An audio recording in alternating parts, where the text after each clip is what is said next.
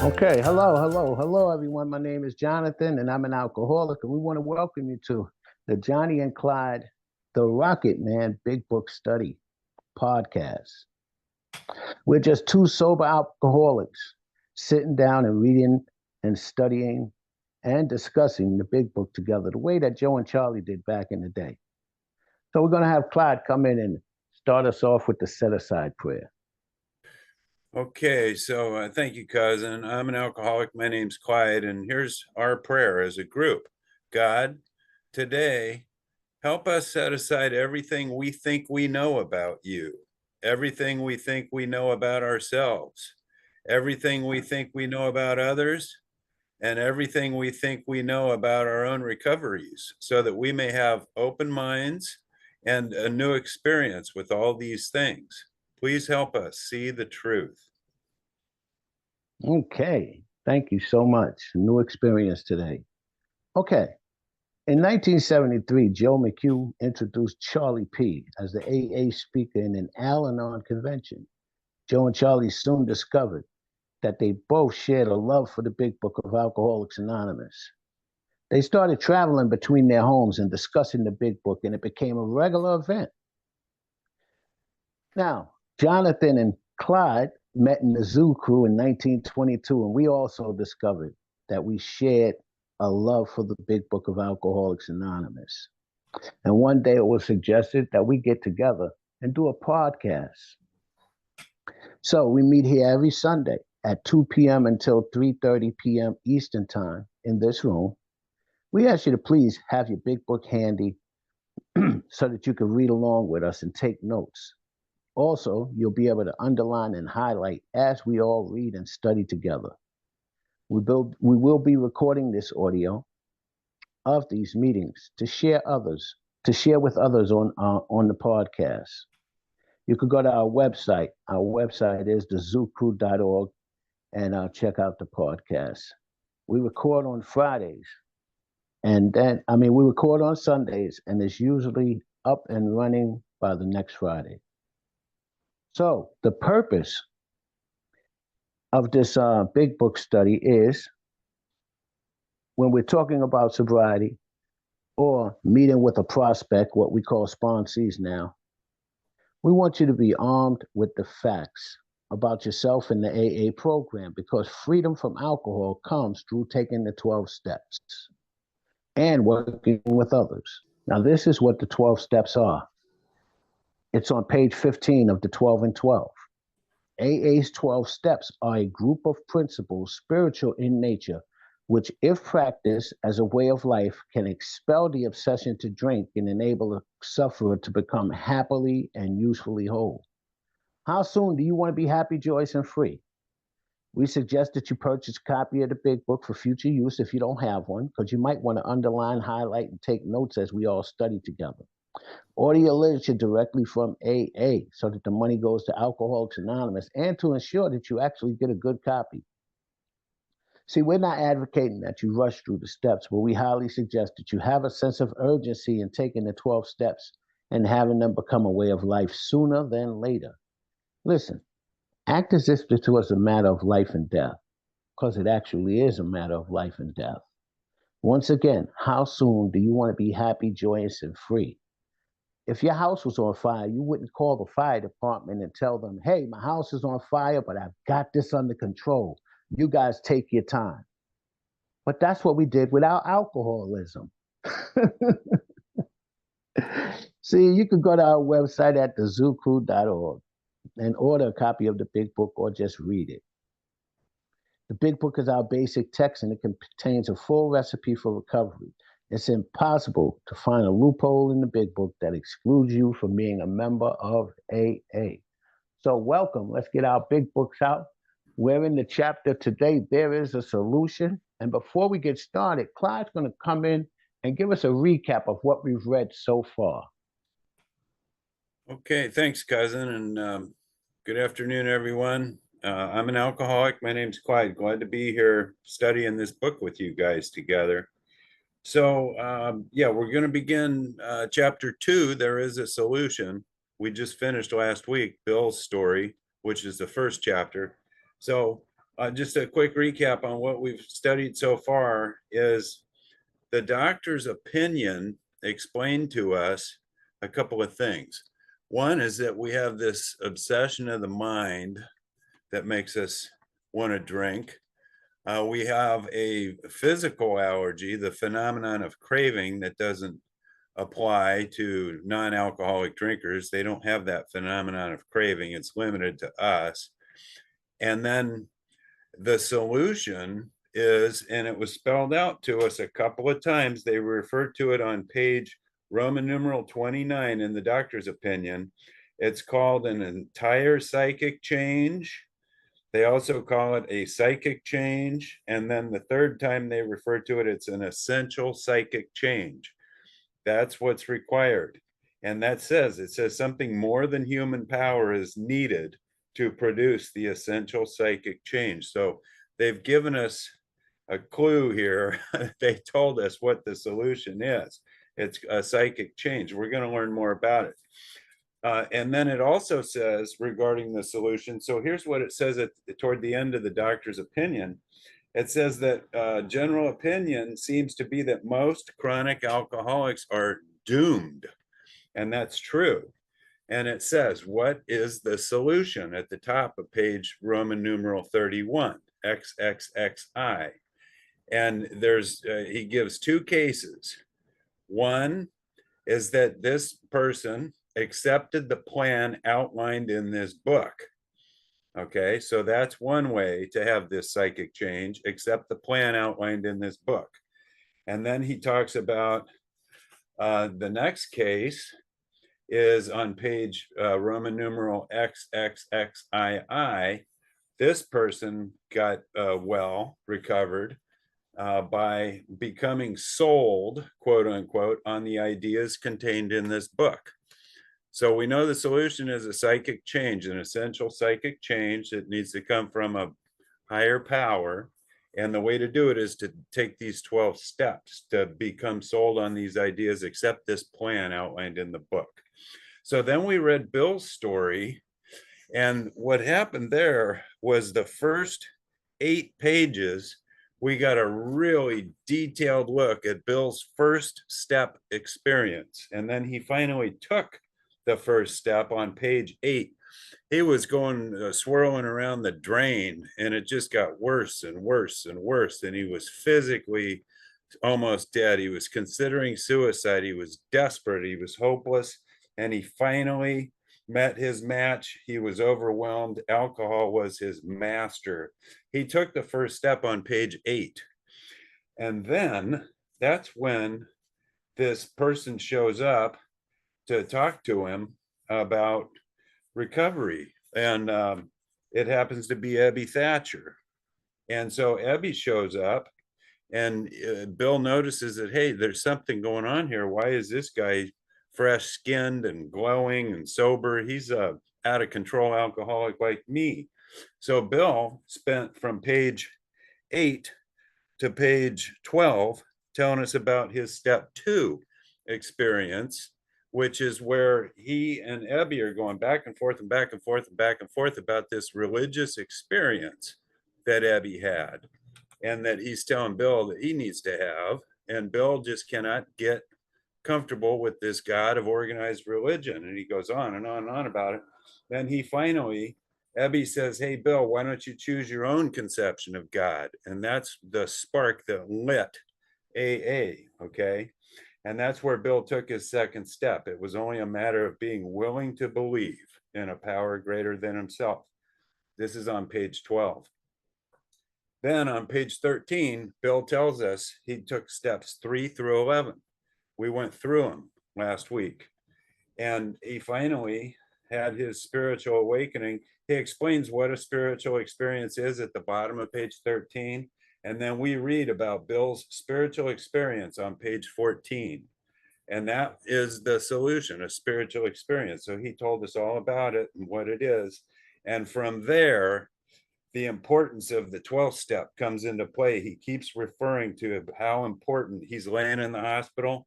And the thought comes to him that there's all these hopeless alcoholics out there that might be glad to have what had been so freely given to him. So he comes up with this concept of service, and it's mentioned over and over, this step 12, helping others, being of service to other people, and how important that is. So that's where we're at as far as an update. And we're going to start now on chapter 2. It's going to tell us what the solution to alcoholism is. What is the solution?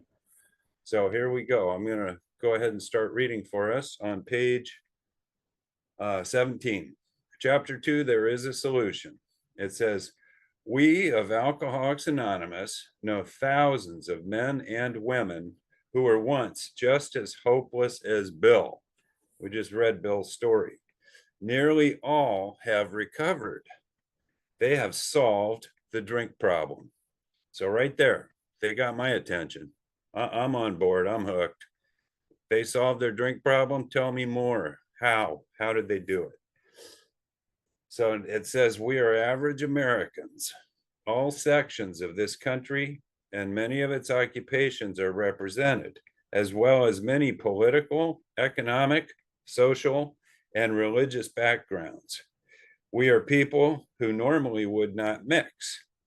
So it doesn't matter where I come from, rich, poor, black, white, unemployed, it just doesn't matter. Married, divorced, old, young, everyone this solution applies to. We are people who normally would not mix, but there exists among us a fellowship, a friendliness, and an understanding which is indescribably wonderful. We are like the passengers of a great liner the moment after rescue from shipwreck, when camaraderie, joyousness, and democracy pervade the vessel from steerage to captain's table. So steerage is like the lower levels of the liner, where the labor and the lower income people, the servants, stay at the bottom of the ship. And then the captain's table is where the big wigs, the big shots, sit and yuck it up together. So what they're telling us is everyone in our fellowship is we share together in this great, understanding. It's wonderful. So it doesn't matter. Again, it's all inclusive. Unlike the feelings of the ship's passengers, however, our joy in escape from disaster does not subside as we go our individual ways. The feeling of having shared in a common peril is one element in the powerful cement which binds us, but that in itself would never have held us together as we are now joined. So we are all held together, all of us in this fellowship of Alcoholics Anonymous. And here's the reason. It says that a tremendous fact for every one of us is that we have discovered a common solution. And that's why this chapter is called There is a Solution. We have a way out on which we can absolutely agree, and upon which we can join in brotherly and harmonious action. This is the great news this book carries to those who suffer from alcoholism. That's pretty special. Let's stop right there, Clyde. Yeah. So this first page, what I see is, it's talking about the power of the fellowship, the power of us coming together and working alongside with one another. But it specifically says that this is only one element of the powerful cement that's going to bind us, and that it cannot work like that by itself. And now they're going to start to talk about the book of Alcoholics Anonymous. The fellowship is great. We love and we respect each other, but we can't stay so sober, standing around holding hands, singing Kumbaya. We're going to have to do some more. Yeah. Okay, thanks, cousin. So we'll go ahead and continue on the top of page 18. We'll keep reading here. We're learning about the solution to alcoholism. It says, an illness of this sort, and we have come to believe it an illness, involves those about us in a way no other human sickness can. If a person has cancer, all are sorry for him and no one is angry or hurt. But not so with the alcoholic illness, for with it, there goes annihilation of all the things worthwhile in life. It engulfs all whose lives touch the sufferers. It brings misunderstanding, fierce resentment, financial insecurity, disgusted friends and employers, warped lives of blameless children, sad wives and parents. Anyone can increase the list. I call that the cash and prizes that I was bringing home. Those are the cash and prizes. You want to read those cash and prizes again? Yeah, this is us in our active alcoholism. It says, for it, there goes, with it, there goes annihilation of all things worthwhile in life. Nothing matters but the bottle. Nothing matters but the bottle. Yes. And here's what happens. Yeah, when we're just stuck getting drunk and high, it engulfs all whose lives touch the sufferers. It brings misunderstanding, fierce resentment, financial insecurity, disgusted friends and employers, warped lives of blameless children, sad wives and parents. Anyone can increase the list. And this is also right here. This is the beginning of a list of things that we should look at and see if we can identify with. You know, how by this time, we're still new, and can I identify with this? That in my life there was a lot of misunderstanding, fierce resentment, financial insecurity, disgusted friends and employers, warped lives of blameless children, sad wives and parents, and anyone can increase the list. If this is what's going on in my life, I may be an alcoholic. Just might. Yeah. Just might be. Yeah, and the important thing here is this is an illness we have, just like people that have cancer. Cancer is an illness, but when you have cancer, you're not causing all this suffering on other people. You're pretty well laid up. You're going through treatment, and people have sympathy and compassion or try to help you. But us, we have an illness too. We're causing so much damage to people and so out of control that people are disgusted with us, and rightly so. Don't blame them. So that's what we're suffering from. Like Cuzin said, we need to ask ourselves, hey, does this apply to me? We always want to see how we relate. How does this story fit me? How do I fit in here? Is this book talking about me right now? That's the question. So it says that we hope this volume, that's this book, will inform and comfort. Yeah, will inform and comfort those who are or who may be affected. There are many, a lot of alcoholics out there. So we're going to get informed and comforted as we keep reading. It says, highly competent psychiatrists who have dealt with us have found it sometimes impossible to persuade an alcoholic to discuss his situation without reserve. Strangely enough, wives, parents, and intimate friends usually find us even more unapproachable than do the psychiatrist and the doctor. So we don't want to talk about it. We want to just here comes where the 12 step starts to work. Yeah, here it is. And this is in italics. Anytime they used italics, that cost more money. And Bill really wanted to emphasize the point. So we pay real close attention when we see italics in the big book. And here's what it says, this next paragraph. But the ex-problem drinker, that's the recovered alcoholic, who has found this solution, who is properly armed with the facts about himself, can generally win the entire confidence of another alcoholic in a few hours. Until such an understanding is reached, little or nothing can be accomplished. Let's stop right there. Yeah. Yeah, it says, but the ex-problem drinker who has found a solution, that's me, or I want it to be me, who is properly armed with the facts about himself, can generally win the entire confidence of another alcoholic in a few hours. This is who we want to be. This is who we want to be, right? Mm-hmm. But until such an understanding is reached, listen, little or nothing can be accomplished. That the man who is making the approach has had the same difficulty. Now, this is where we talk about my mother couldn't do it. She loves me dearly. She just couldn't help me. She prayed and she cried out and she begged me to stop. And I wanted to, but I couldn't, not for her. My wife couldn't do it with all of her love, help, and support. My children couldn't do it with all of them needing me, with all of the things that they needed from me. The doctor couldn't do it. The lawyer who got me off couldn't do it. The judge who showed sympathy couldn't do it. No one could do it.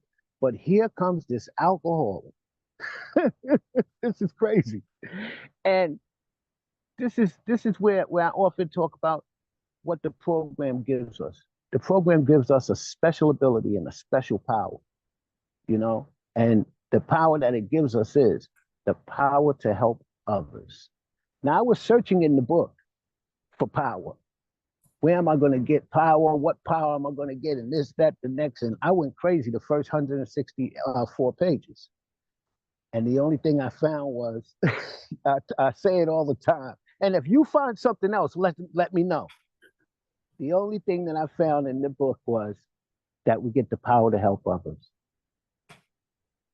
That's it. And if that's not enough for me, well, sorry, Charlie, because that's a lot. That's a lot, you know? Yeah, so yeah, that's what this is talking about here in this paragraph. Let's hear from there was a hand up. What do you think all this that we're reading? Yeah, go ahead, Mama Bear. You had your hand up. Did you want to comment? You can unmute yourself. Yeah. I was able to identify what you just read. That's what I wanted to say is that I come from a line of alcoholics, party people, and I was the oldest of five. Anyway, the ones that suffered the most was really my children. And they begged me to quit. I tried several times, but I couldn't. It took the power of my higher power, and it was him because I did try AA, the brick and mortar, and it just I didn't like it. Um, I didn't like there was no joy there. But this time around, I came into the Zoom meetings, and I found because I love to laugh. I love laughing. I love to be joyous. And with the group here, the Zoom crew, I could find that. So between my higher power, I was able to put down that drink. Months later, he showed me another way to continue, and that's when I decided, realized it was a disease. And then I said, "Oh, now." Then it clicked because I want just before I put down that last drink, I wanted to quit, and I couldn't understand why I couldn't stop drinking. And because I tried, I couldn't stop. And then finally I got deliverance from it. And then he brought me into these groups, and the journey began. And now I'm on a happy journey of permanent recovery. But that first sucker drink, man, I got to keep away because that's the devil waiting for me to come in. Thank you very much. Everyone have a blessed day. Thanks, All Mama. right. Yeah, and I just want to go back up to something else that me and you had realized in the top of page 18, where it says, an illness of this sort, and we have come to believe it an illness. Now, when this book was written, alcoholism was not considered a disease. That's why they called it an illness. Now we call it a disease because in 1956, the American Medical Association declared it a disease and gave it a number, you know? And then 30 years later, in 1985, they added drug addiction to it too. So they didn't have to treat you medically, you know, through an insurance policy up until 1956, you know. So that's why they use the word illness and not disease in this part of the book. And I had to go and check out what. But he called it a disease. From the time that I came in, it was called a disease. Then I see illness, and I never saw the word disease in the first 164. So I wanted to find out why. And come to find out that at that time, it was only considered an illness, and it wasn't considered a disease until 1956. Yep. That's something you want to know. Yes, that's an important fact. Yeah, thank you for pointing that out, Cousin. So we're learning now about this solution to alcoholism, and it talks about how one alcoholic can win the entire confidence of another alcoholic. And until that understanding is reached, little or nothing can be accomplished. So before we're going to be able to get well, we need to hear something from someone that gets us, that can understand, relate to us and what we're like.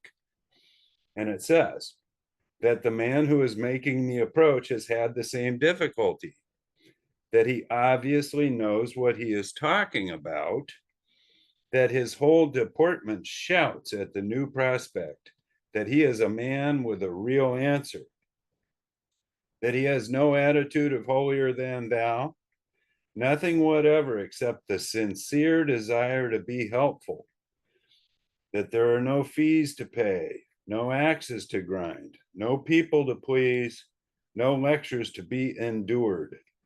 These are the conditions we have found most effective. After such an approach, many take up their beds and walk again.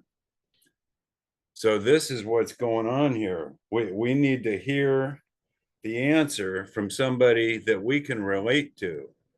And if you're not an alcoholic, I'm going to I'll be able to tell instantly that you don't know what you're talking about. You don't get it. And so that's the whole key here, that we understand each other. That's the key part of the solution here. So and also, Clyde, before you go on, like I said before, you know, these paragraphs right here is telling us who we need to be. Who we need to be. We need to be the man who is making the approach, who has had the same difficulty. And I need to obviously know what the hell I'm talking about, it says. My whole department should shout at the new prospect that I am a man with a real answer. Am I? Yes. That I have no attitude of holier than thou. Do I? No. That I do want to do nothing but help you. And in doing that, I'm going to help myself. And there's no fees to pay, no axes to grind, and no people to please. I'm not here to give you a lecture. And then it goes on to say that these are the conditions that we found that work. Read this again and again and again and say to myself, is this who I am? Because this is who I want to be. It's a clear outline of what we should be striving for. Do you agree? Do you see that? So simple. So simple. Yeah, it is. Okay, so on page 19, then we'll continue studying here. And it tells us, so as much as we want to be of service and explain the solution to other people, and we want to be all of these things, it says none of us makes a sole vocation of this work. So this doesn't become our full-time job. It says, nor do we think its effectiveness would be increased if we did. So they're just letting us know, hey, you need to get into gear and go help other alcoholics, but you don't have to do it 40 hours a week, 50 hours a week as a full-time job. And even if you did do it 40 hours a week, you wouldn't be any better at it than just doing it the way we are going to recommend. So it says that we feel that elimination of our drinking is but a beginning. So that's the most important part, really, to quit drinking first. But a much more important demonstration of our principles lies before us in our respective homes, occupations, and affairs. All of us spend much of our spare time in the sort of effort which we are going to describe. So they're going to describe an effort that we need to get engaged in. It says, a few are fortunate enough to be so situated that they can give nearly all their time to the work. And they're going to talk about being of service, carrying the message. They're going to explain it to us. So we have to practice these principles, not only in the AA room with each other, but at home and at work and with our friends and out in public, it says, in our respective homes, occupations, and affairs. So cousin Jonathan and I were talking the other day. We don't want to be an AA angel in a living room devil, like, be two-faced, have, one persona, be a stage character that looks real great at the AA meetings, but then you go check the person out, when they're actually engaged in life on life's terms with people out there in the real world, and they're acting like a real jerk. Can't do that. So that's what they're telling us here. So it says, if we keep on the way we are going, there is little doubt that much good will result, but the surface of the problem would hardly be scratched. It says, those of us who live in large cities are overcome by the reflection that close by, hundreds are dropping into oblivion every day. Many could recover if they had the opportunity we have enjoyed. Sounds like there's giving us an opportunity. We need to look for people that we can share. It says, how then shall we present that which has been so freely given us? That's a good question. Yes, yes. So, yeah, that's a question. So Bill wrote the book in that way. He asks a question, and then he gives us the answer. That's the beauty of the book. Here's the answer. Yes, here's the answer. So if we want to help people recover, here's what it says. We have concluded to publish an anonymous volume setting forth the problem as we see it. That's this book. It's called The Big Book, Alcoholics Anonymous. And it sets forth the problem as they see it. It says, we shall bring to the task our combined experience and knowledge. So this is roughly the first 100 sober people combining their experience and knowledge to set forth this book. And they're going to explain the problem as they see it. So we're going to call it the first 100, okay? This should suggest a useful program for anyone concerned with a drinking problem. So I'm thinking, okay, here's 100 people that use this technique to get well, and they're spelling it out for me in this book. I think I'm going to go ahead and read and see what they have to say about this. They're going to tell me how to do it. Hey, Clyde, did we find that was one of the first questions that was asked, if not the first question? That might be the first question. Yeah, the first question, with a clear question mark asking us to answer. Yes. And that question is, how then shall we present which has been freely given to us? That's the question. Here's the answer.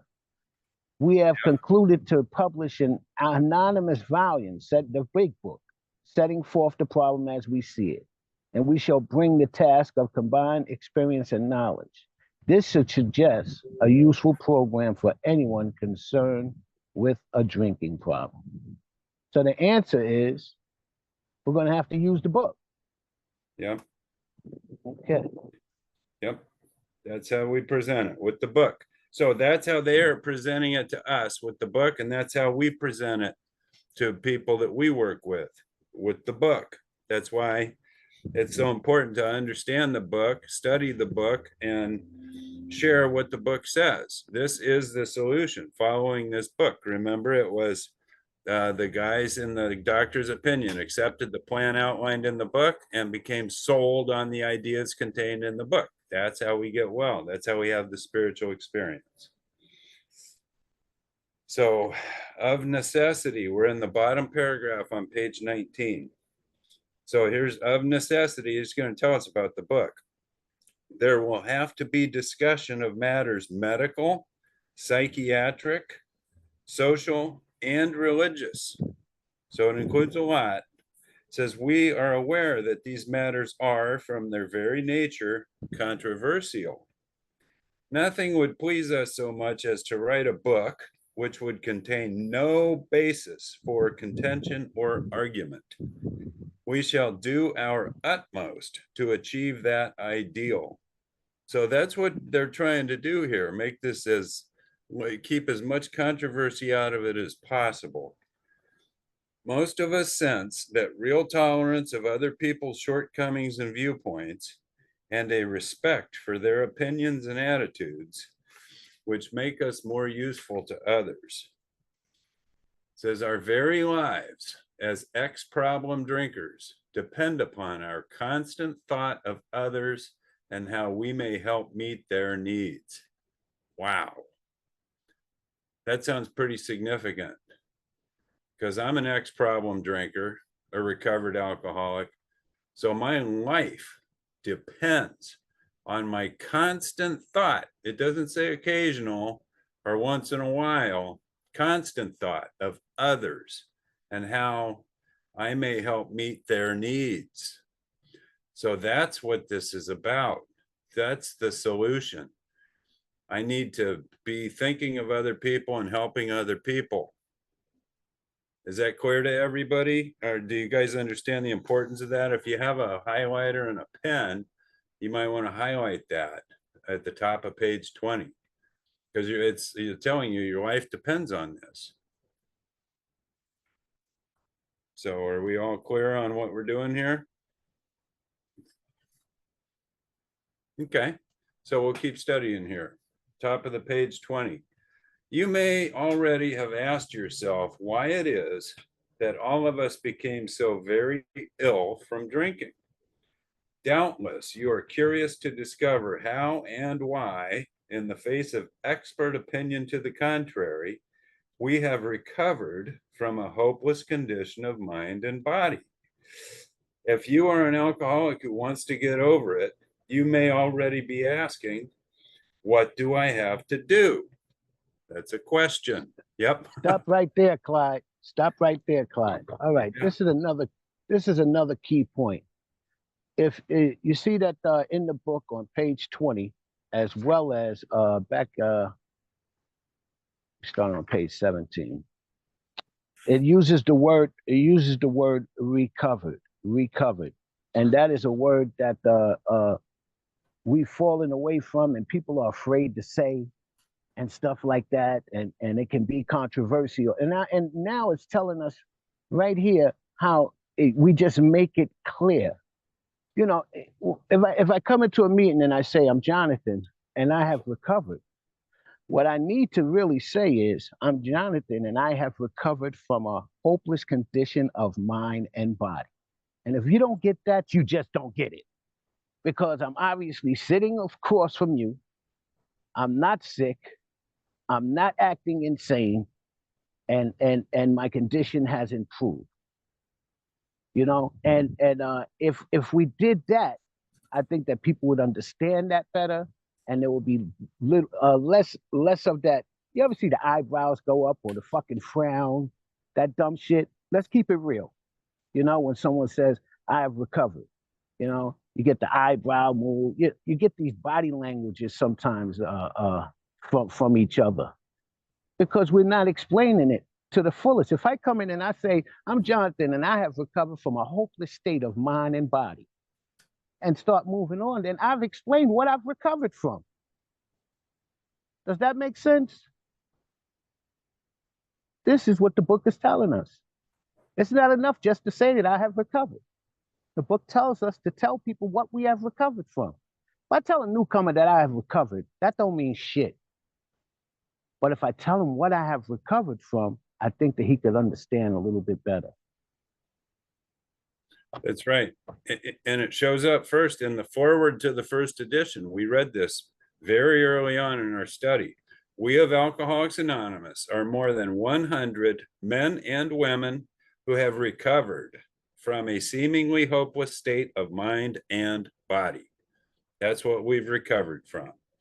And it says to show other alcoholics precisely how we have recovered is the main purpose of this book.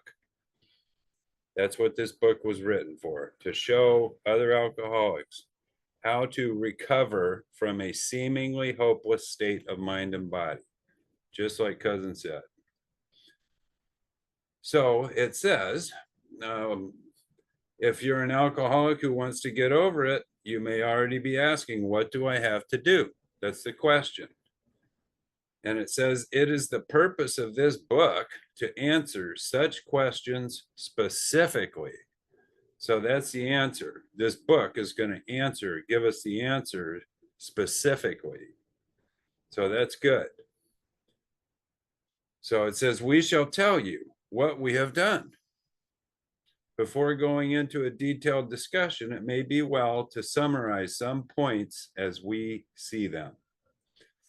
So they're going to tell us now what's going on. It says, how many times people have said to us, I can take it or leave it alone. Why can't he?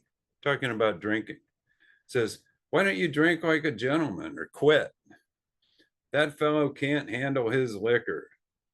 Why don't you try beer and wine? Lay off the hard stuff.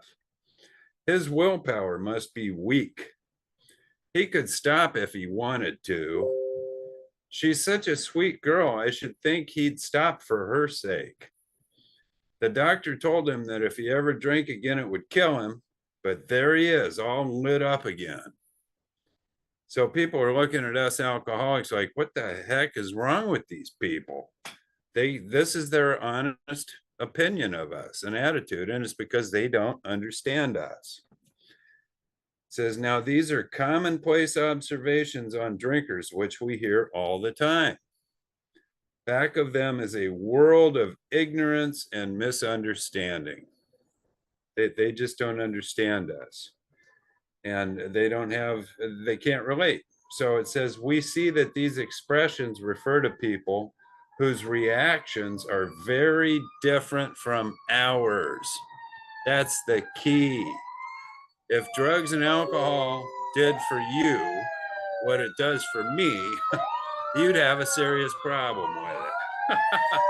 Excuse me, hold on.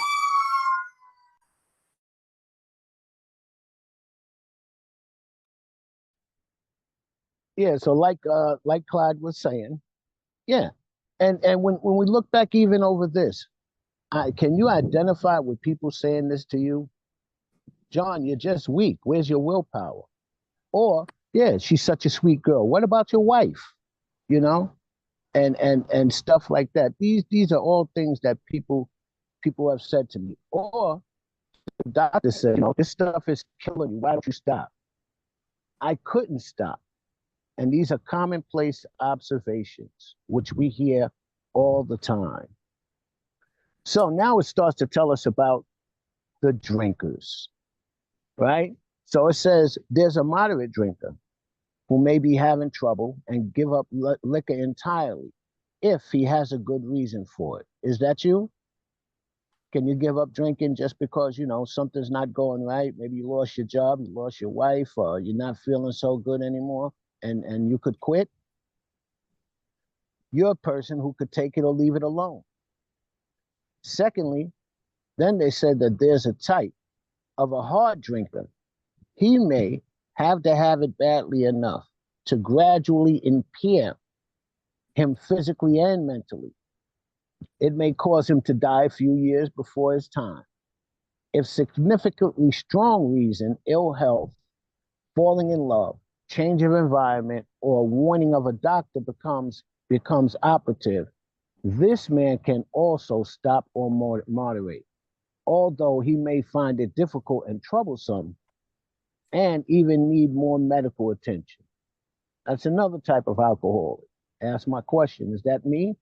No, that's my father. That's my father. And I clearly remember my father got sick. He went to the doctor. They told him that he had diabetes and high blood pressure and he needed to quit smoking and drinking. And he did. And he did, you know. Come on, let's get somebody who wants to come in. Come on in, Kerry.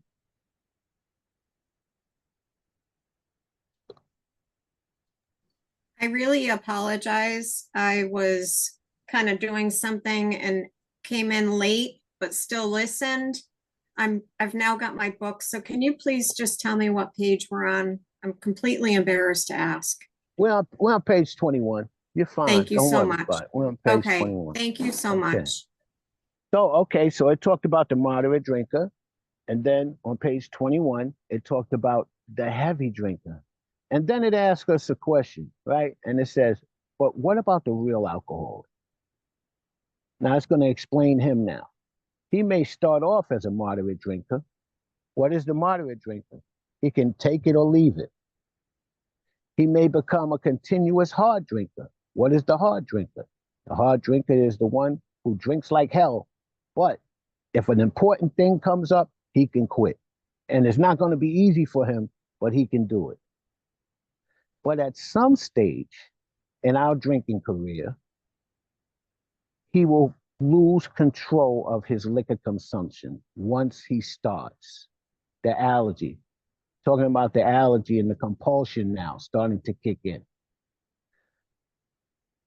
Let's look at him.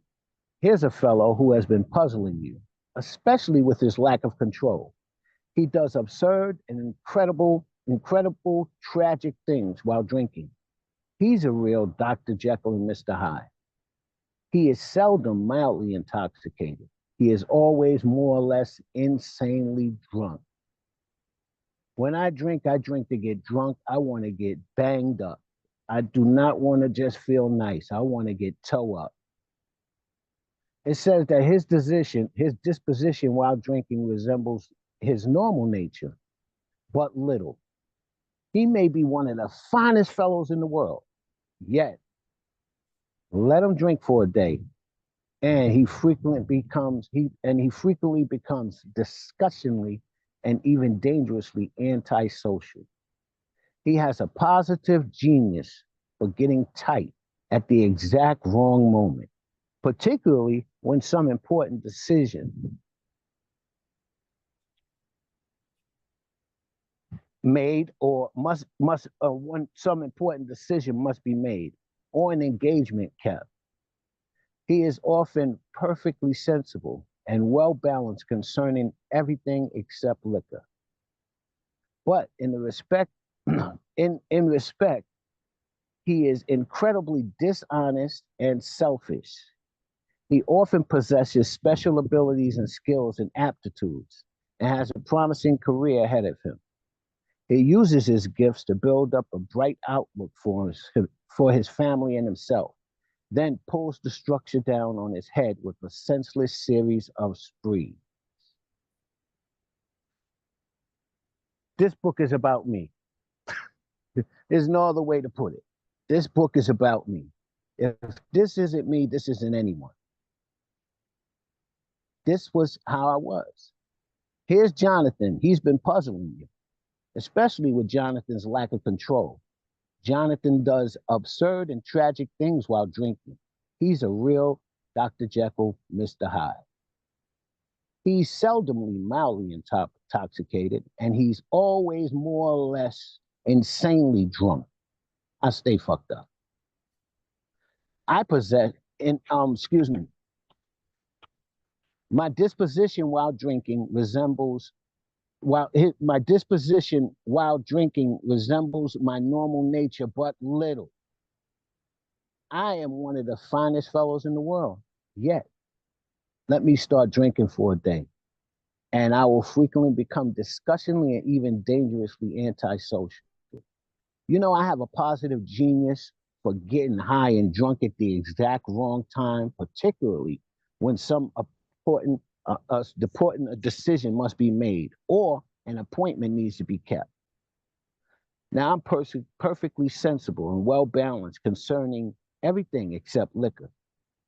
But in respect to my incredible dishonest and I'm always dishonest and selfish. And I even possess special abilities and skills and aptitudes. That's what we have. A lot of alcoholics. We're not dumb people. We have promising careers ahead of us. And I use these gifts for what? To build up a bright outlook for myself and my family. And then I pull the structure down on my head with a senseless series of sprees, runs, weekend warrior fucking journeys. Anybody can identify with this, but this book is definitely about me. That describes a lot of me. Anyone else?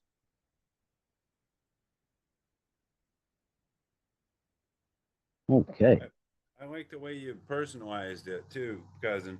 That's a technique that cousin Jonathan taught me, is to insert myself and make it personal to me, and then it really resonates. It's like, oh yeah, that's me.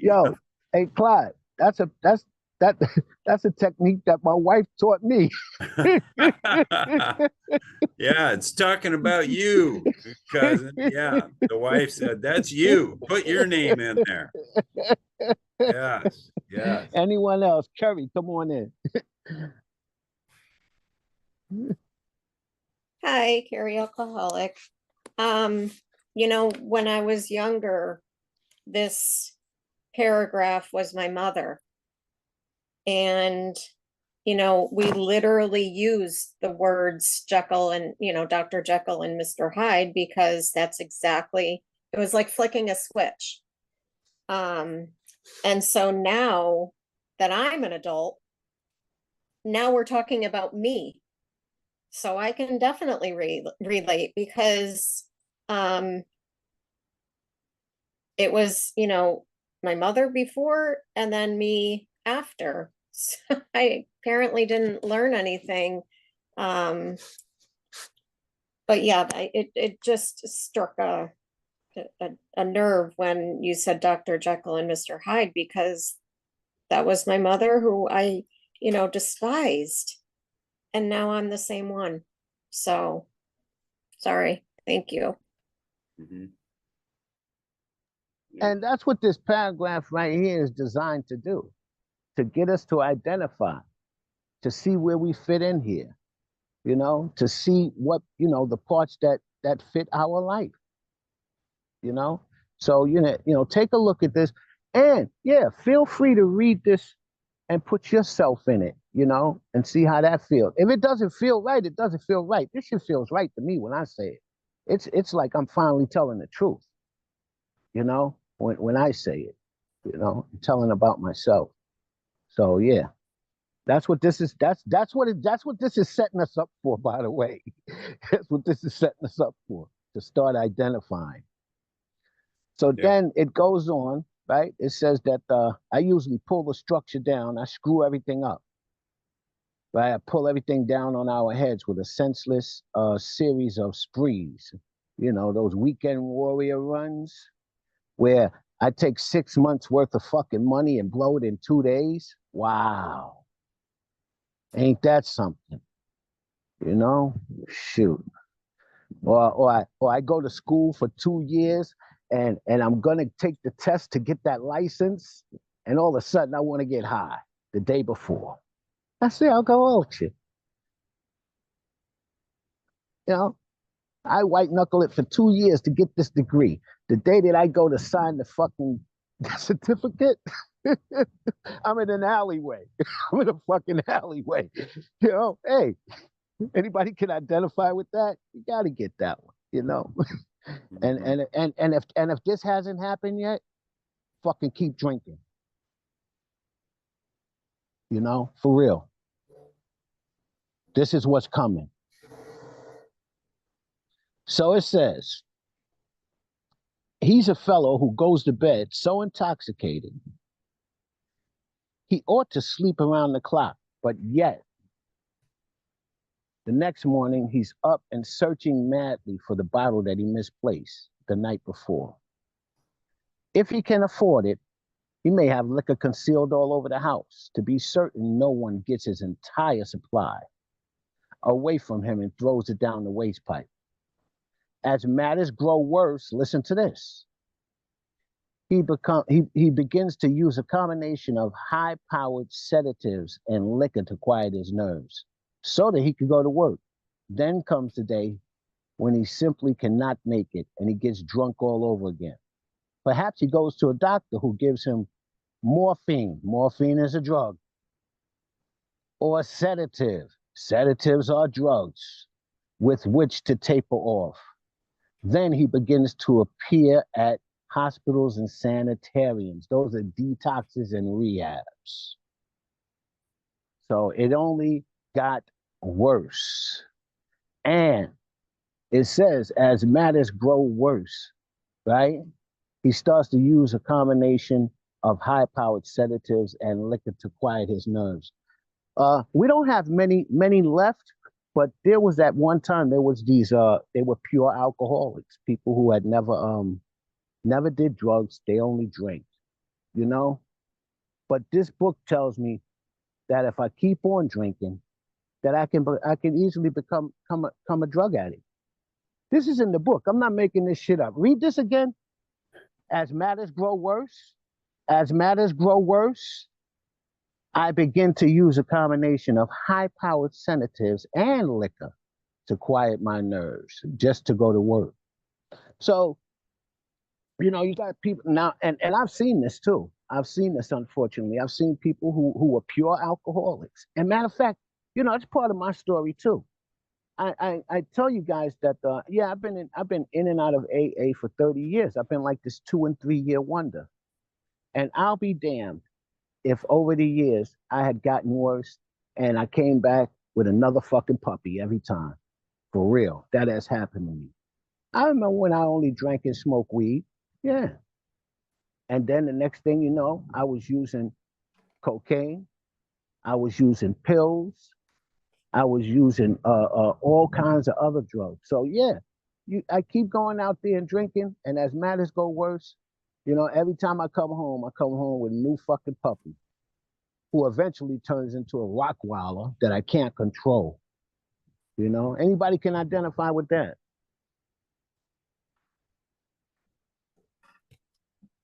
And check this out.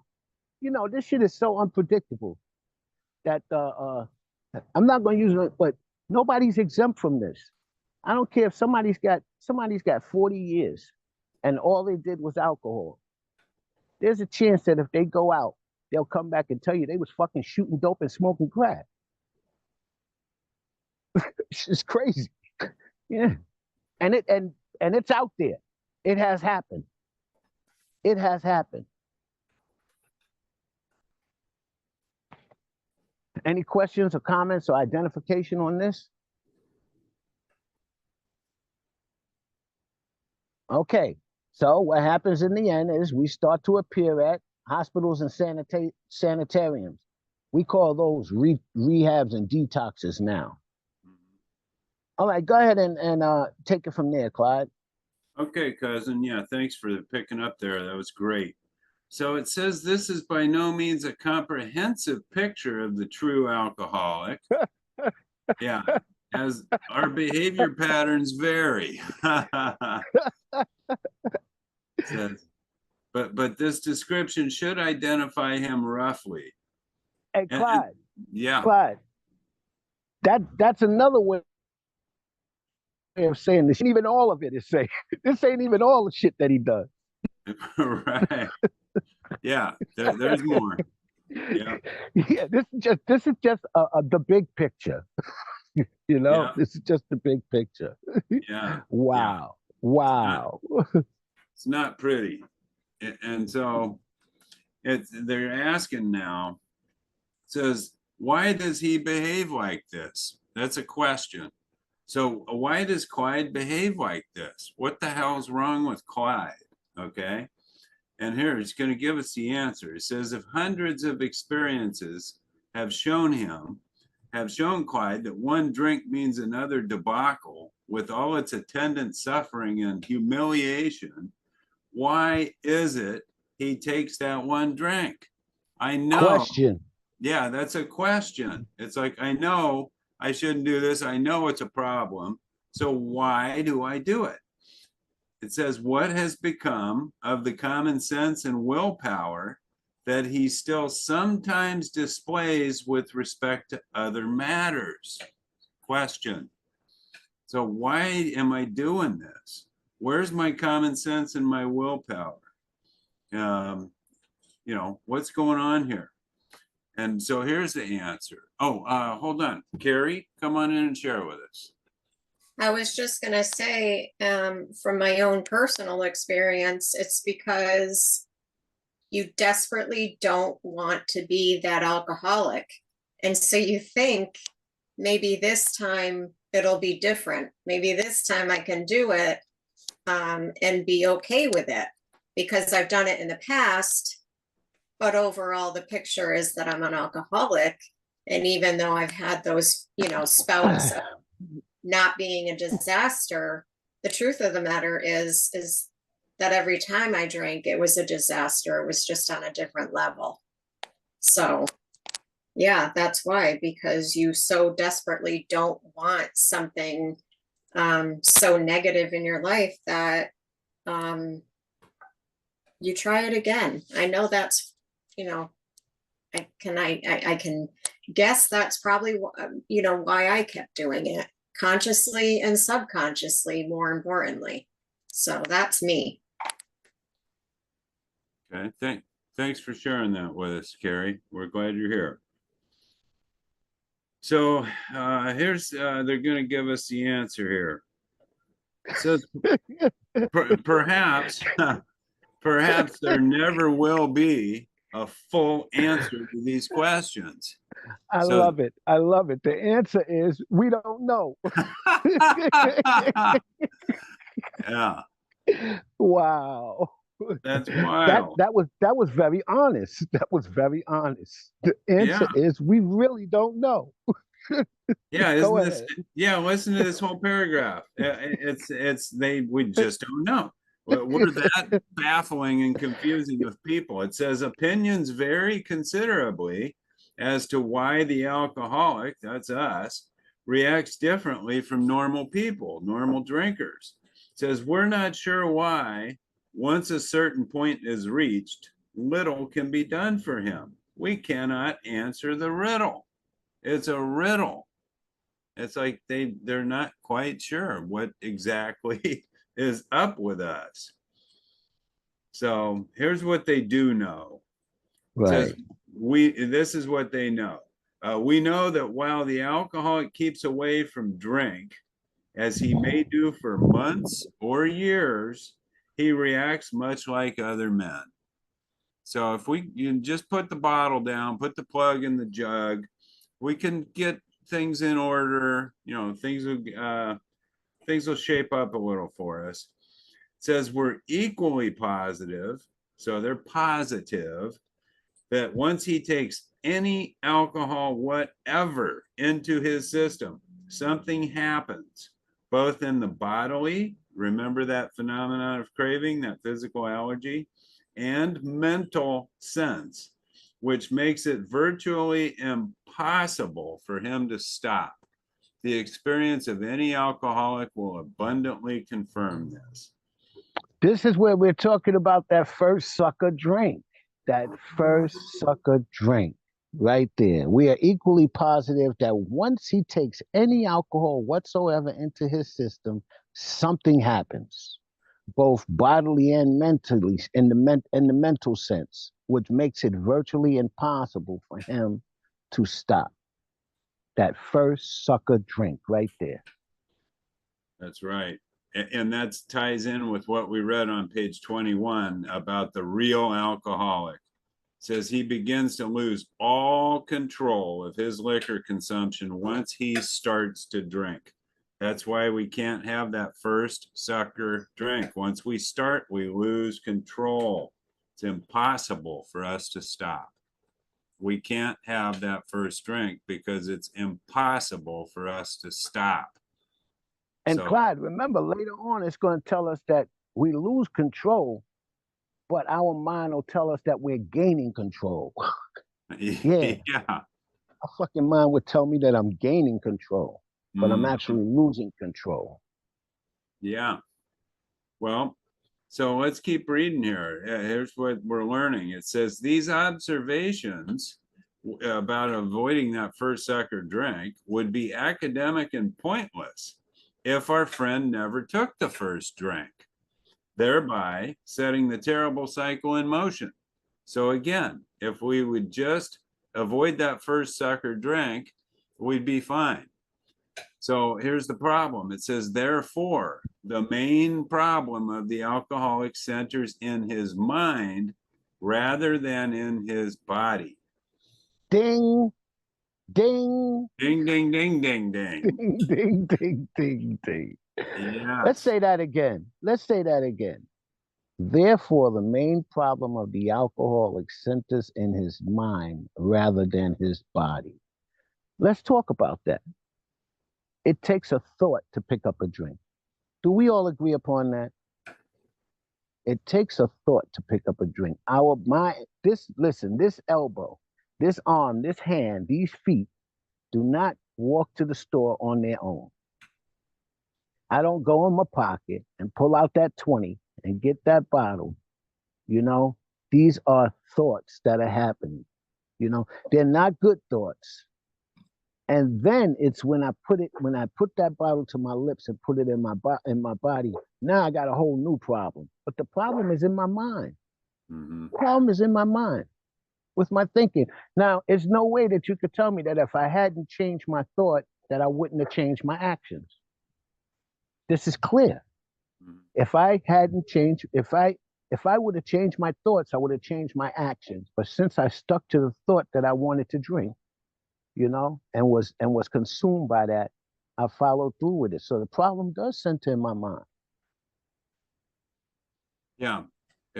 We lose control once we put it into our system. Then that phenomenon of craving develops, and we cannot stop once we put it in our system. But putting it in our system in the first place, that was our mind that said it's okay to do that. Why don't you go ahead and do that? We're sober at the time too, by the way. I'm like right now, I'm sitting here sober. I haven't had a drink in over 13 years. But if my mind tells me, hey, you know what? You need some ease and comfort.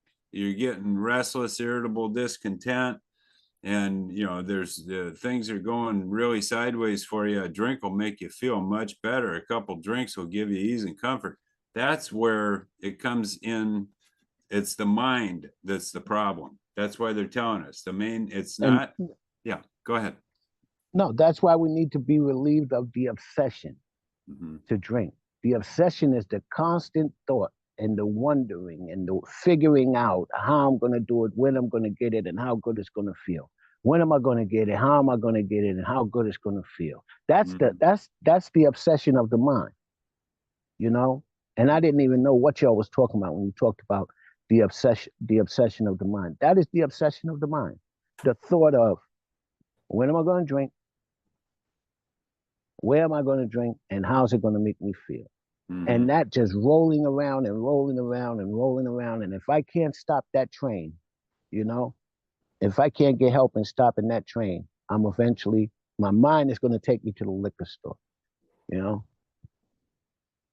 Yep. So it tells us that if you ask him why he started on that last bender, this is referring to the mind of an alcoholic, chances are he will offer you any one of 100 alibis. Got all kinds of great reasons. Sometimes these excuses have a certain plausibility, but none of them really make sense in the light of the havoc an alcoholic's drinking bout creates. They sound like the philosophy of the man who, having a headache, beats himself on the head with a hammer so that he can't feel the ache. If you draw this fallacious reasoning to the attention of an alcoholic, he will laugh it off or become irritated and refuse to talk.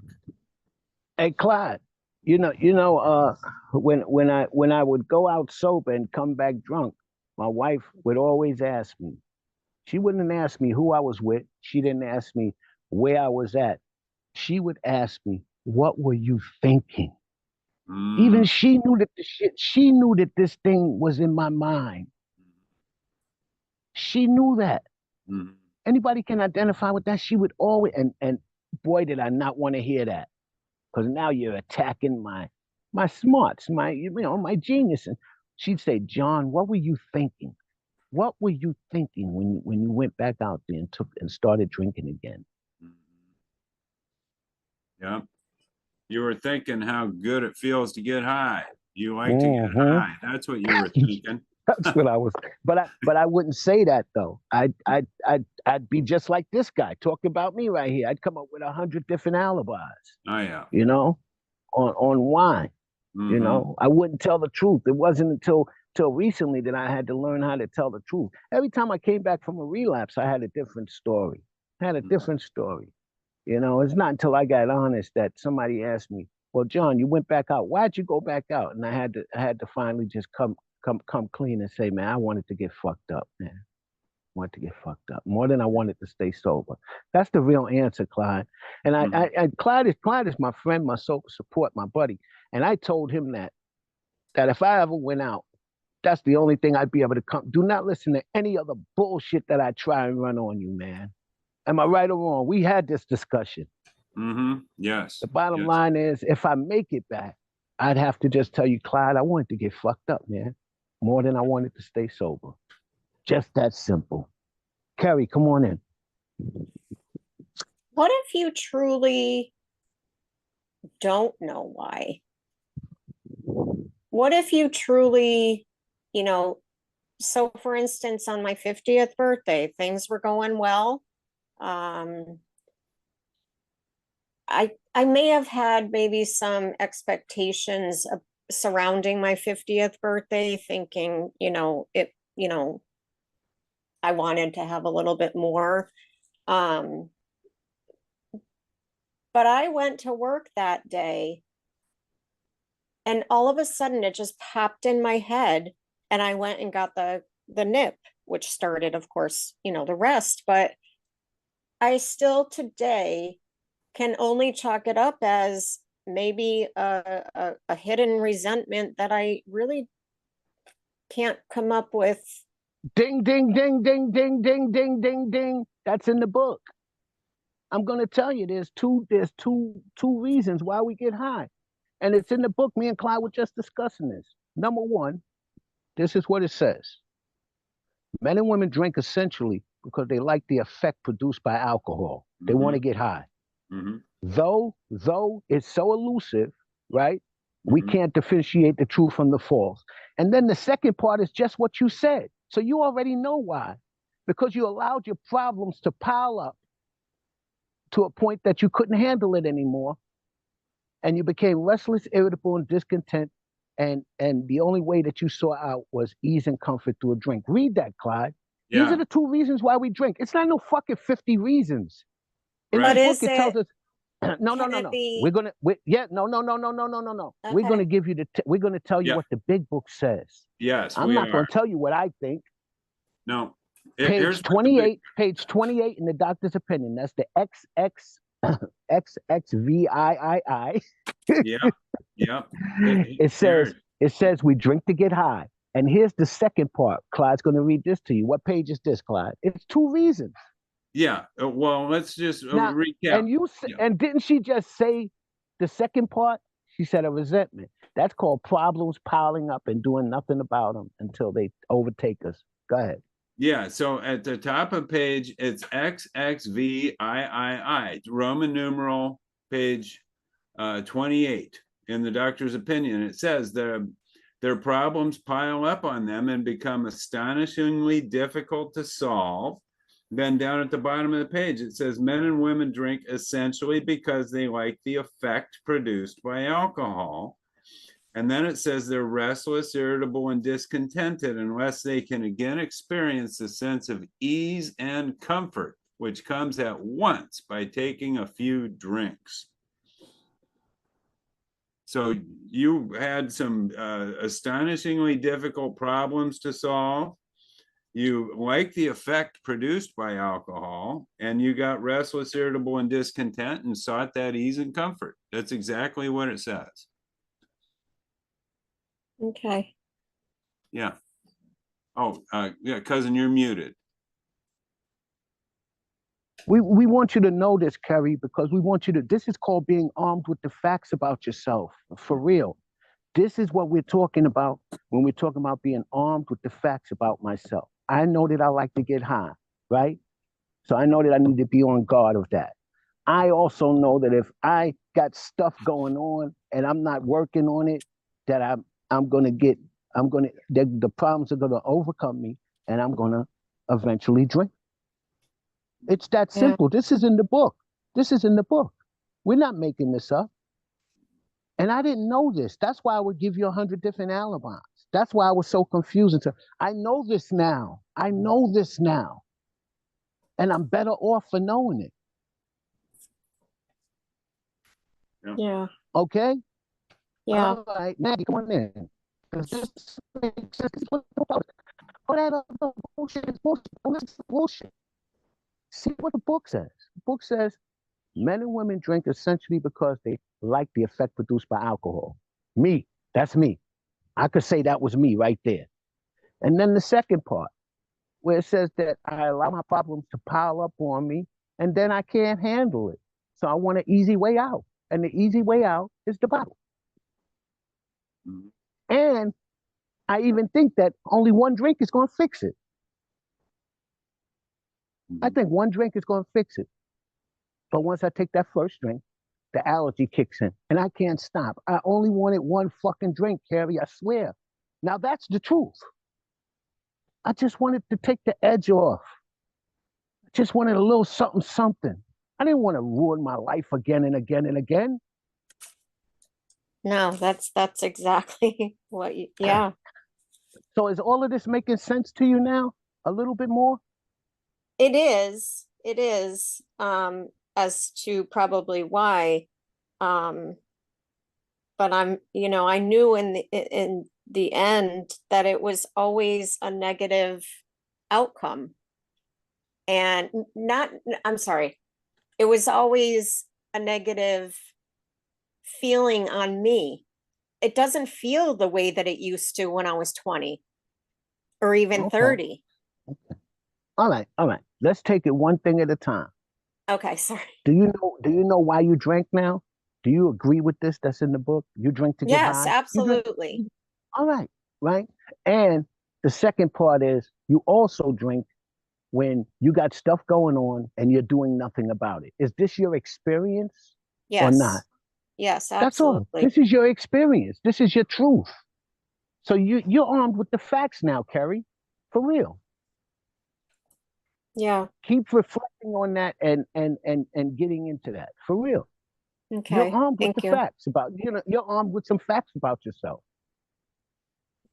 Start saying it. You hear me say it. I want to get fucked up, man. I want to get high. I don't be coming with all of that bullshit about the dog god and all of that, because I'm dealing with that. And if I don't deal with all of that, then I'm going to want to get high again. Yeah. Okay. Well, thanks, Carrie. And Thank you. Yeah, Maggie had her hand up. Come on yeah, in, exactly. Maggie. Yeah, come on in, Maggie. You can unmute yourself. You need to unmute yourself, Maggie. Yeah. Okay. When I went out last year, I made up my mind I was going to. I had moved into assisted living, and every 4 o'clock they have cocktail hour and live music. And I'd been there 2 years, and it hadn't really tempted me. But then they came up with a chocolate martini, and I thought, never had one of those. And so that day, I got up and I knew I was going to have one. I had stopped going to meetings. I had gone to a few brick and mortars, but no online. I wasn't exposed to the online meetings. So there you were, not going to meetings. And anyway, I went out and I was out for about 2 months. And then, but my thought then was, I won't tell anybody. So then I could, because I had only taken one white chip 11 years ago, 12 years ago. And so I thought, well, I just won't tell anybody. But then I had to make an amend to a person for after my drinking. And I just didn't feel right. I was not comfortable in my own skin. I wasn't, well, it was bothering me that I wasn't being honest. And so then finally I went back to AA and got into AA again, full time. I mean, I'm spending 3 and 4 meetings a day here on Zoom now. But yeah, that's, I just was lackadaisical and made up my own mind. That's all I got. So would it be fair to say that you made up your mind that you was going to get high? Yeah. Okay, right. That's what we want to hear. See, Yeah. so you totally get it. Yeah, I made up my mind. I'm going to get high. You Yeah. know, and you didn't want to destroy your life, right? You just wanted a little something, something. Yeah, something different, I guess. So I'm glad that we're clear on that. And this is the beginning. This is the beginning. This is some of the stuff that I needed to know. Yeah, this is what we're talking about when we say we want you armed with the facts about yourself. The fact about me is I like to get high. The fact about me is if I got stuff going on and I'm stuffing it in, I'm eventually gonna get uncomfortable and get high. You know, those are 2 facts that I know about myself now that I did not know, you know? So we're going to stop right here because our time is running out. You want to say anything before we close out, Clyde? No, I don't think so. Yeah, that was a good study. We covered a lot, learned a lot, and yeah, good participation. That was a great little get together. Good study, I think. All right. So we ended right on page 23, which we actually use in our meeting, refuse to talk. Mhm. And we'll Yeah. pick up from there. We'll pick up from there next week. So this is how we end the meetings. Oh yeah, this podcast will be available by Friday on our webpage. So Big Book page 164. Our book is meant to be suggestive only. We realize that we only know a little, but God will constantly disclose more for us. Ask him in your morning meditation what you can do each day for the man who still is sick.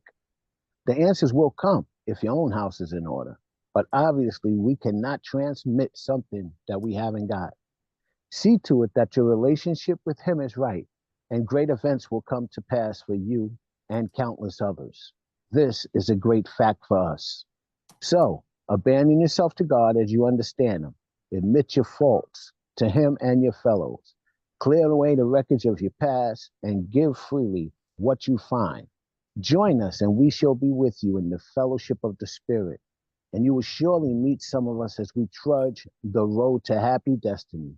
May God bless you and keep you until next week. Let's close this meeting all together with the Lord's Prayer. Who brought us here and woke us up this morning? Our Father. Our Father, Who who art art in in heaven, heaven, hallowed be hallowed thy Holy be name. thy name. Thy kingdom Thy Thy come. kingdom come. thy will Thy be will be done done on earth on as earth it as is it in is in heaven. heaven. Give Give us us this day our This daily day our bread, daily bread. and and forgive forgive us us our our trespasses, trespasses As as we we as we forgive forgive those who who trespass trespass against us. against us. And lead us Lead not us into not into temptation, temptation, but but deliver us from Deliver us evil. from evil. For thine is For the thine is the kingdom, kingdom, power, power, and the and glory, the glory, forever and forever ever. and ever. Amen. Okay, for this podcast, you can go to our website at thezooCrew.org. And we also have the Zoo Crew meeting list where we have meetings from 6 a.m. until midnight every day. Our website is, again, thezooCrew.org. Thank you all for being here this afternoon. See you guys next week.